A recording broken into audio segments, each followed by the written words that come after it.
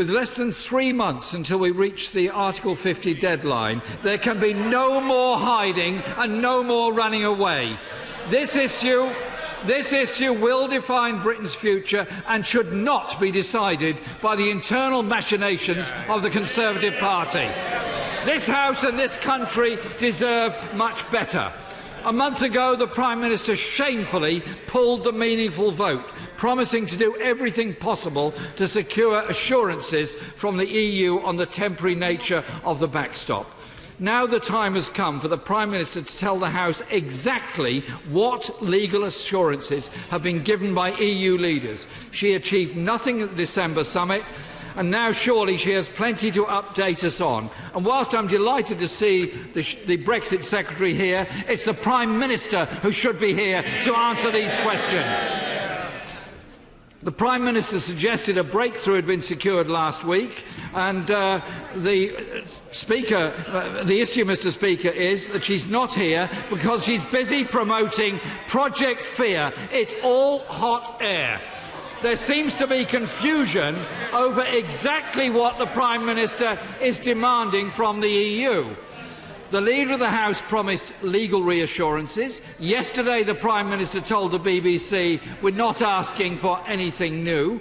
So can the Secretary of State clear this up and tell the House exactly what is being requested? This morning, ministers in his own department didn't seem to have a clue.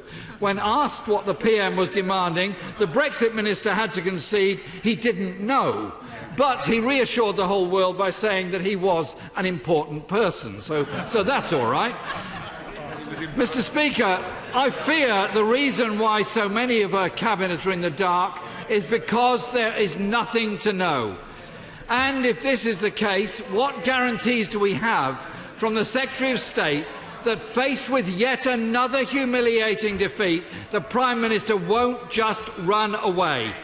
Can the Secretary of State do what the Prime Minister should be doing today and confirm the timetable for the vote, the meaningful vote, and provide what we've not received before, a cast-iron promise this will not be reneged on yet again?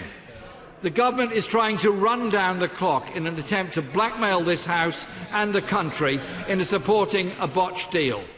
She's refused to work with the majority in the last few months in a desperate attempt to spark life into what is actually a Frankenstein monster of a deal.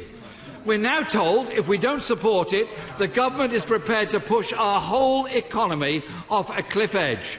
And to prove this, no deal preparations are underway. The Transport Secretary, who has, a PhD in incompetency in running ministries, has awarded a shipping contract to a company that doesn't have any ships. And even today, we see the farce of lorries being lined up to stage a fake traffic jam in Kent to pretend to the EU that the government is ready for a no deal. A stunt that the Road Haulage Association described as window dressing, and one of the drivers described as a complete waste of time. The government is fooling nobody.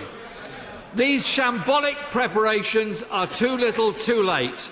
The reality is, Mr. Speaker, there is no majority in this House to support no deal. Why won't the government face up to this truth and stop wasting our time and our money? The Prime Minister should be here updating MPs on what progress she has achieved, if any. Instead, she's continuing her approach as before Christmas of ducking scrutiny and dodging accountability. We will hold this government to account for their incompetence.